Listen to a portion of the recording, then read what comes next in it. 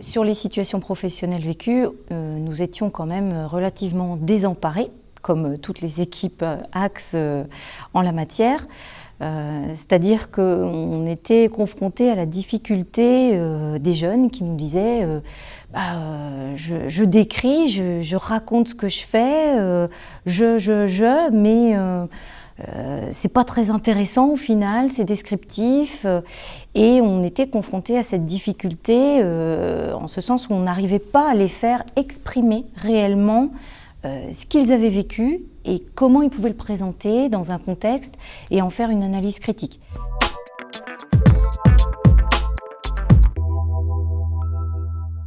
Le dispositif Pepieta, c'est un dispositif mis en place par la DGER pour accompagner des équipes enseignantes volontaires dans la prise en compte de l'enseignement de la transition agroécologique dans les référentiels de formation. Donc on accompagne les enseignants à identifier et repérer ce qui est nécessaire d'enseigner pour les élèves et les cheminements possibles pour y arriver. On a travaillé en BTS Axe ici à la Germinière davantage sur les SPV, qui était finalement une épreuve nouvelle en BTS Axe, les situations professionnelles vécues.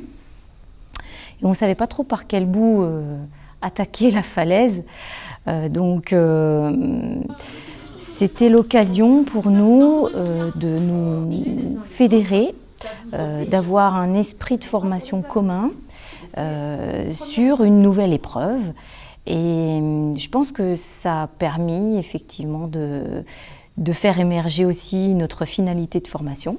Nous avons pas mal travaillé avec l'équipe du Mans sur ce qui était en jeu dans les situations professionnelles vécues, notamment quels étaient les apprentissages attendus, puisqu'il faut sans doute savoir le faire en termes d'activité, savoir conduire l'activité, savoir la faire, mais il faut aussi pouvoir la situer dans un ensemble de possibles pour pouvoir se repérer là où on en est dans une perspective éventuelle d'évolution ou de changement de pratique. Pepieta nous a permis de prendre le temps de se réunir, de discuter, de travailler cette nouvelle épreuve et également de revoir le ruban pédagogique des BTS Axe en ayant une entrée davantage axée sur la situation professionnelle. L'adaptation de l'instruction au SOSI que nous avons testée avec l'équipe du Mans et leurs étudiants visait à mettre en évidence et à prendre conscience qu'il y a une intelligence dans l'action et donc que la situation professionnelle ne se résume pas à savoir le faire,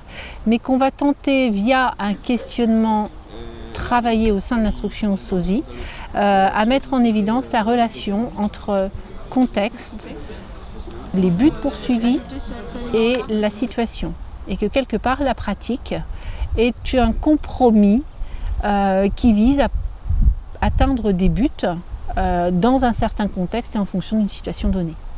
Et là, vraiment, tout s'est déclenché, on peut dire, grâce à cette technique-là.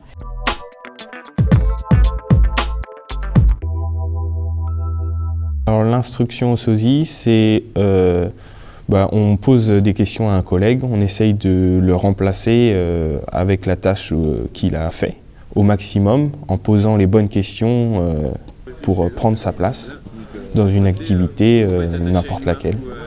Par petits groupes, c'est-à-dire que en fait, les uns les autres s'interrogent sur quel a été le contexte de l'expérience de l'un ou de l'autre, quel a été le but de l'activité, comment ça s'est déroulé.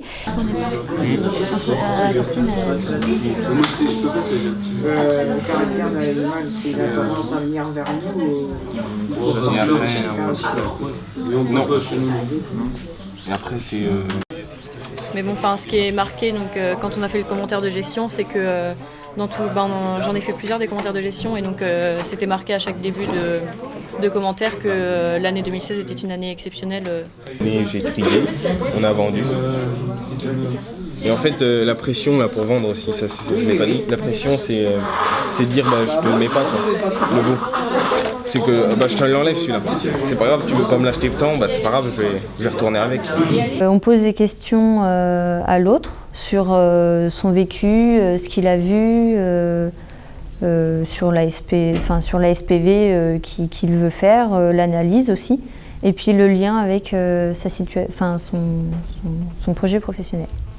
Et donc forcément, en faisant le naïf, on interroge beaucoup plus loin que la stricte réalisation de l'activité. L'avantage de cet exercice, c'est qu'il oblige les jeunes à se questionner sur les situations professionnelles qu'ils ont pu vivre, car très souvent, ils ont l'impression que ce qu'ils vivent en stage, c'est simple, c'est banal, et ils n'ont pas grand-chose à en dire. Et souvent, le document, l'exercice situation professionnelle se limite à de la description.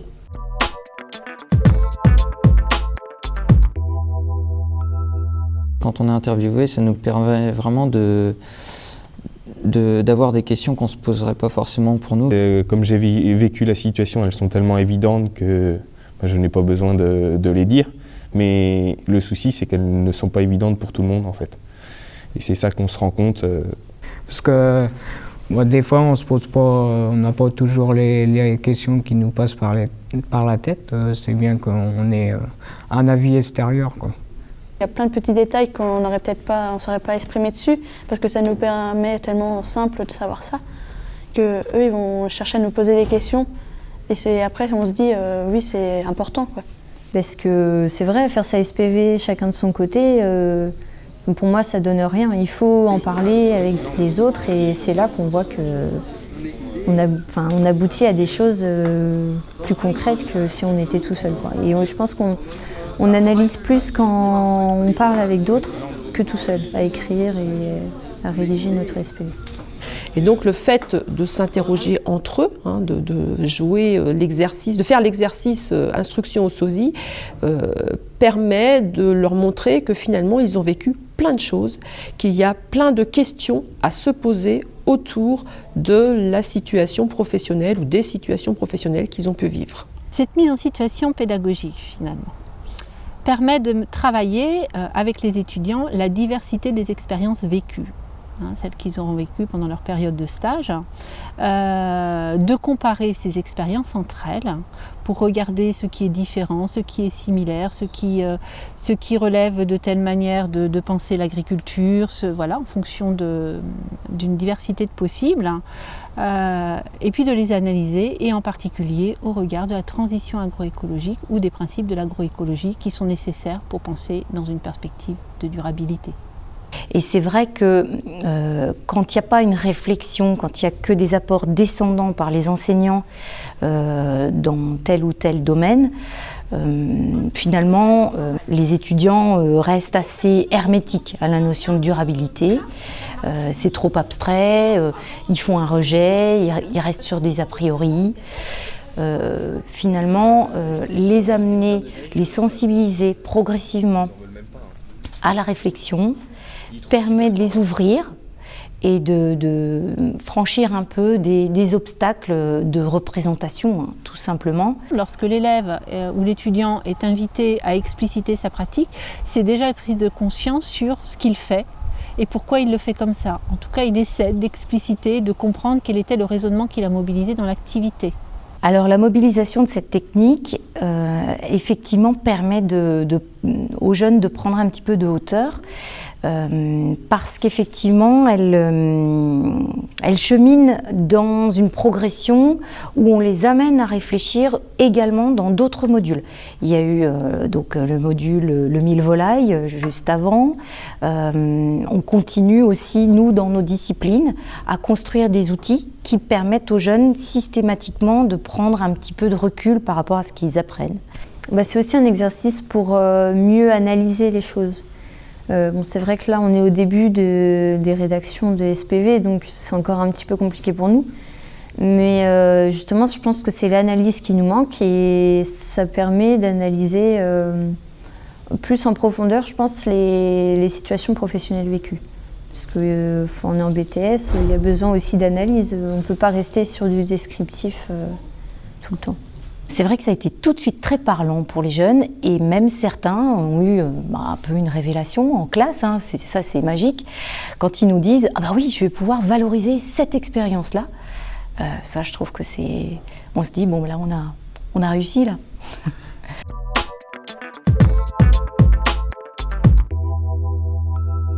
Les étudiants pourraient remobiliser l'instruction au SOSI lorsqu'ils sont sur un domaine inconnu en situation de stage, c'est-à-dire eux-mêmes prendre la position du naïf et poser un maximum de questions sur une production, sur une conduite ou sur les raisons des choix effectués par le maître de stage. Donc ça, c'est vraiment généralement ce qu'on leur demande déjà de faire, d'interroger beaucoup leur maître de stage. Je crois que c'est un exercice qu'ils peuvent mettre finalement assez souvent en œuvre, puisque c'est souvent ce qui leur manque, l'aspect analyse. Et cet exercice leur permet, comme je disais tout à l'heure, de se poser des questions et de se dire qu'il y a finalement, à partir d'une simple action, faire un semis par exemple, on peut se poser plein de questions, aussi bien sur les marchés, la réglementation, les aspects agronomiques, les aspects travail, etc. Je pense que réutiliser la technique du SOSI, ça peut être intéressant pour tous les examens qu'on peut avoir. Parce que du coup, donc, ça nous prépare, on se pose des questions auxquelles on n'avait pas pensé. Donc, nos CCF, on pourrait s'en servir. Parce que du coup, c'est des petites questions qu'on oublie, mais qui pourraient être super importantes pour nos examens. Parce qu'effectivement, en équipe, on s'est rendu compte qu'il fallait les amener à réfléchir, que chaque sortie, chaque situation professionnelle devait avoir un objectif pédagogique, mais dans une progression. Et ça, ça demande du temps aussi en équipe, ça demande du dialogue, ça demande de vraiment réfléchir collectivement, ça demande de l'entente. Et donc ça se fait tout doucement.